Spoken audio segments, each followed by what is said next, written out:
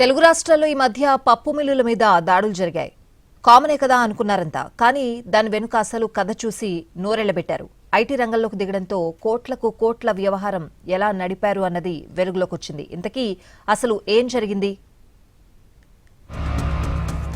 తెలుగు రాష్ట్రాల్లో పప్పుల మిల్లులు మొన్నటి ఎన్నికల్లో రాజకీయ పార్టీలకు బ్యాక్డోర్ విరాళాలు ఇచ్చాయి.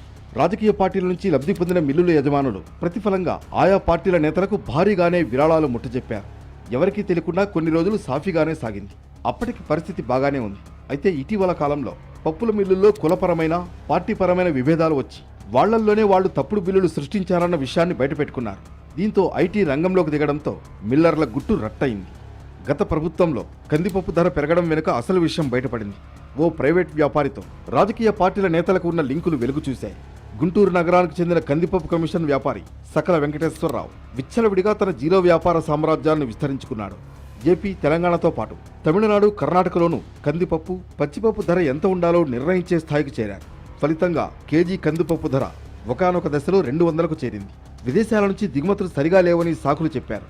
రేషన్ దుకాణాల ద్వారా కందిపప్పు సరఫరా నిలిపివేసి రిటైల్ మార్కెట్లో ధర పెరగడానికి నాటి పాలకులు పరోక్షంగా వెంకటేశ్వరరావుకు సహకరించారన్న ఆరోపణలున్నాయి. ప్రతిఫలంగా తెనాలిలోని ఒక దాల్ మిల్లు యజమాని ద్వారా ఓ పార్టీ నేతకు ఎన్నికలకు ముందు పెద్ద మొత్తంలో నగదు ముట్టజెప్పారు.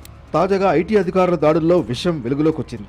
ఐటీ దాడుల్లో ఇప్పటి వరకు వెంకటేశ్వరరావుతో పాటు ఆయనతో సంబంధం ఉన్న వ్యాపారుల నుంచి 150 బంగారం బిస్కెట్లు, 40 కోట్లకు పైగా నగదు, కోటి చిట్టీలు, 50 లక్షల చిట్టీల జాబితాలను సీజ్ చేసినట్లు సమాచారం.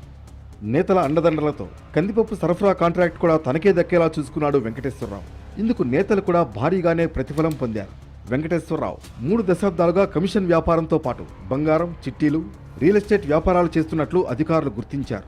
ఇన్ని వ్యాపారాలు చేస్తూ ఆదాయ పన్ను చెల్లించకుండా ఇన్నేళ్లు తప్పించుకున్నారు. ఐటీ అధికారులు ఇటీవల హైదరాబాద్లోని ఒక నగర దుకాణంలో సోదాలు నిర్వహించగా గుంటూరు, విశాఖపట్నంలోని వ్యాపారులకు పెద్ద ఎత్తున బంగారం బిస్కెట్లు అమ్మినట్లు తేలింది. దీంతో ఐటీ అధికారులు బృందాలుగా విడిపోయి గుంటూరు, విజయవాడ, కర్నూలు, విశాఖపట్నం, వినుకొండ, పిడుగురాళ్ల తదితర ప్రాంతాల్లో సోదాలు చేశారు. మనీ లాండరింగ్ పైన అనుమానాలు ఉండడంతో ఈడీ రంగంలోకి దిగే అవకాశం ఉందని తెలుస్తోంది. ఎన్నికలకు ముందు వెంకటేశ్వరరావు సూచనలతో దాల్ మిల్లు యజమాని నుంచి 2 నేతలు కోట్ల నగదును అందుకున్నారు. ఆ యజమాని ఐటీ అధికారులకు ఈ విషయాన్ని చెప్పినట్లు సమాచారం. నగదు తీసుకున్న ఆయా నేతలను కూడా ఐటీ అధికారులు ప్రశ్నించే అవకాశం ఉంది. పల్నాడు జిల్లా వినుకొండలో గత 4 రోజులుగా ఐటీ సోదాలు కొనసాగాయి. కందిపప్పు మిల్లులతో పాటు యజమానుల ఇళ్లలో సోదాలు చేస్తున్నారు. మొత్తంగా రాజకీయ పార్టీలకు ఇచ్చిన విరాళాలకు దొంగ బిల్లు సృష్టించిన మిల్లర్లు ఐటీ అధికారులకు అడ్డంగా బుక్కయ్యారు. వాళ్లల్లో వాళ్లే బయట పెట్టుకుని చివరకు దొరికిపోయారు.